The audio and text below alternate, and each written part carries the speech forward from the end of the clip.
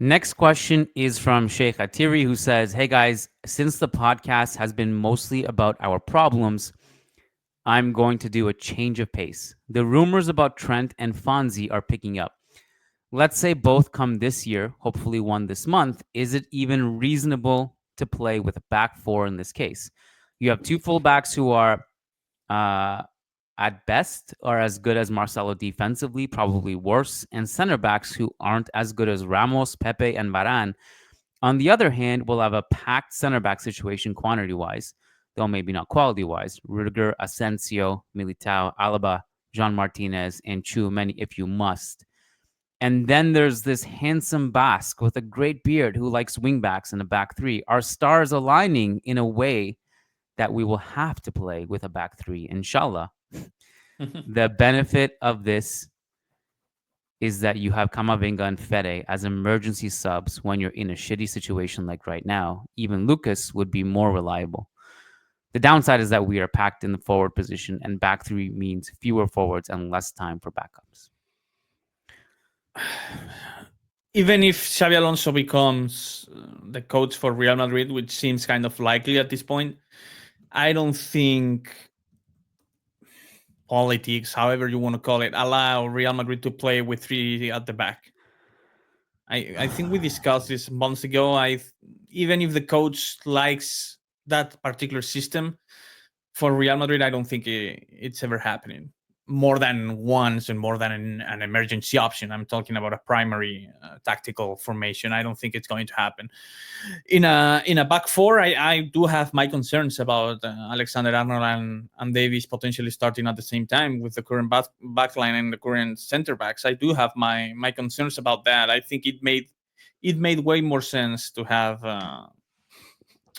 Alexander Arnold on the right and prime peak Ferland Mendy on the left, that particular formation, or Carvajal again prime slash peak Carvajal on the right and Davies on the left to have more balance maybe. But both Alexander Arnold and Davies at the same time is kind of problematic to me. Yeah, it's concerning.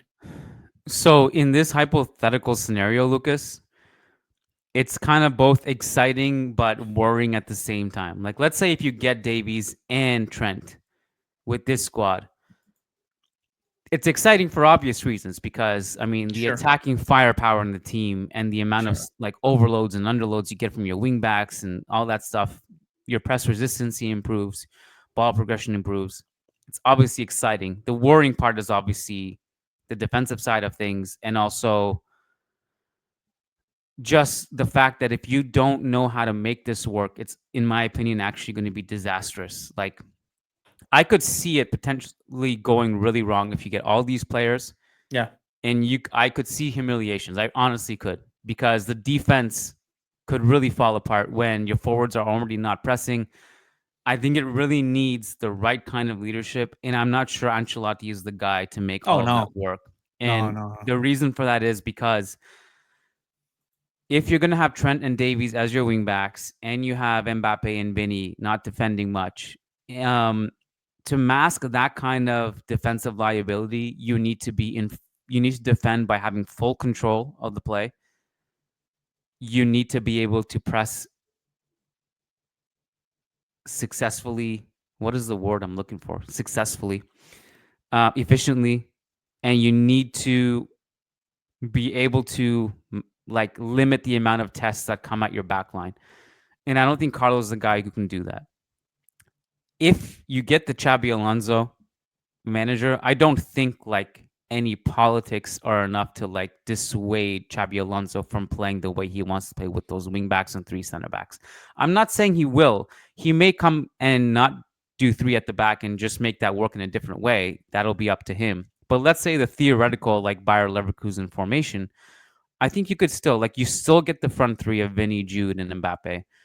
Then you basically Davies and Trent would be Grimaldo and Frimpong, and then the three center backs could be any combination of these center backs that Shea listed, and then that gives you room for two midfielders, which is Fede and take your pick, right? So it's actually I think the midfielders, one of the midfielders may get benched rather than I Hmm. mean, none of the main attacking midfielders, attackers will get benched. But it's true that to make room for this, you're going to have some more unhappy midfielders and attackers. So I get that side of it too. But I You don't don't know. have the personnel to do it right now with the defensive line you have. I don't think you I do would anyway. assume, I would assume if Xabi Alonso comes, he is given a say, I hope, in how he wants to build the squad. And if he doesn't, then, well, that's Sure. your fault. Because Shea listed Rudiger, Asensio, Militao, Alaba, Joan Martinez, and Chouameni. To me, he's kind of reaching with Joan Martinez and Chouameni there. And then you have like four, and then obviously Alaba is one of them as well.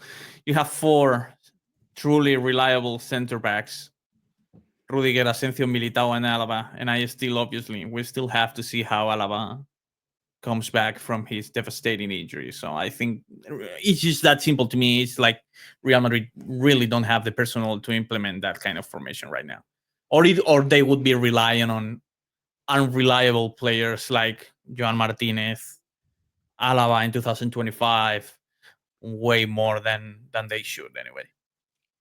No, I mean, I think, look, I think they do have it, but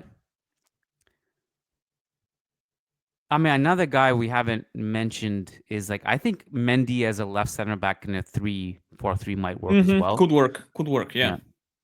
Anyways, these are hypotheticals that we'll have plenty of time to talk about from now until next season. But it's an interesting one for sure.